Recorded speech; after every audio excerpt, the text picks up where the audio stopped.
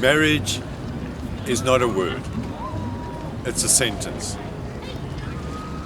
My wife and I were happy for about 20 years. And then we met. Before marriage, it felt like my life was driving around in a Porsche. After marriage, it felt like I was in the driving seat of a dilapidated jalopy with the handbrake on. When I announced to my parents I was getting married, they were thrilled. Being staunch Catholics, they knew it was one way to ensure that I would get the least possible amount of sex. All the delights with which my wife drew me in were gradually withdrawn until I was left with only two things: responsibilities and a life sentence.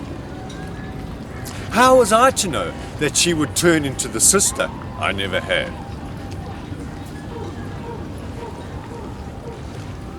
When a safe amount of time had passed, after she had showered me with adoration and tenderness, she deemed it safe not to bother with me anymore.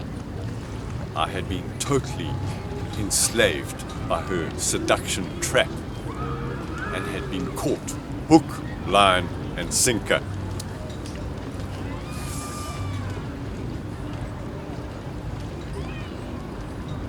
In around 1986, soon after I got married, I decided to shoulder my responsibilities and went from being a barman and a DJ to squeezing myself into a 9-to-5 box.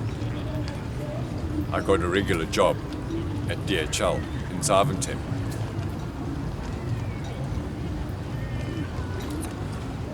We bought and renovated a house in Leuven. But after about 8 years, I was facing 3 major tragedies. My life sucked, my job sucked, and my wife didn't. Despondent and frustrated, I phoned my buddy Eugene, a South African friend of mine who was building a wooden barn in the Geneva area. I told him my sorry story. He listened sympathetically and gave me some advice. Whatever you do, he said, do not resort to having phone sex. It might cause you to get hearing aids. The next day, he phoned me back and said he had explained to his employers, Marie-Louise and Jean-Yves, my situation.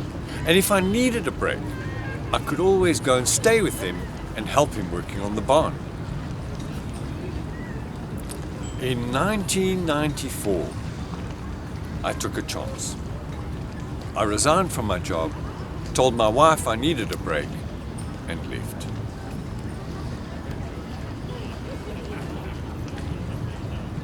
It was a time of huge transformation in my life. Eugene generously took it upon himself to teach me carpentry. For starters, my principal job was to fetch and carry, keep the building site tidy. I filled countless number of sturdy plastic sacks with rubble. Jean-Yves and Marie-Louise were the perfect hosts.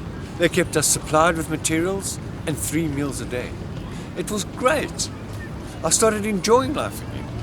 In my spare time, I took a paragliding course in the Haute-Savoie and learned to fly. Mostly, people think my South African accent is quite amusing, but on one occasion, it nearly got me into trouble. It was a blistering hot afternoon. I had stripped down to my waist, hot and sweaty, was pushing this wheelbarrow around, and Marie-Louise came up to me and in her delightful French accent asked me if I needed anything.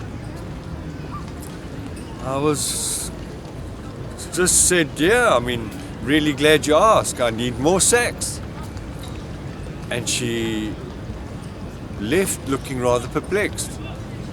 Moments later, she returned with Jean-Yves, who speaks more fluent English. And in all seriousness, he explained that Marie-Louise was unable to grant my request for more sex. When it became quite evident it was just a misunderstanding, we all had a good laugh. I worked with Eugene for over a year and then went on to enjoy the freedom of working and traveling as a carpenter in many countries. New Zealand, Australia, South Africa, France, the UK. And then in 2001, I returned to Belgium and set up my own business, designing and building furniture. And just to conclude, I have one bit of advice for all you married men. Forget all your mistakes. There's absolutely no point in two people remembering the same thing.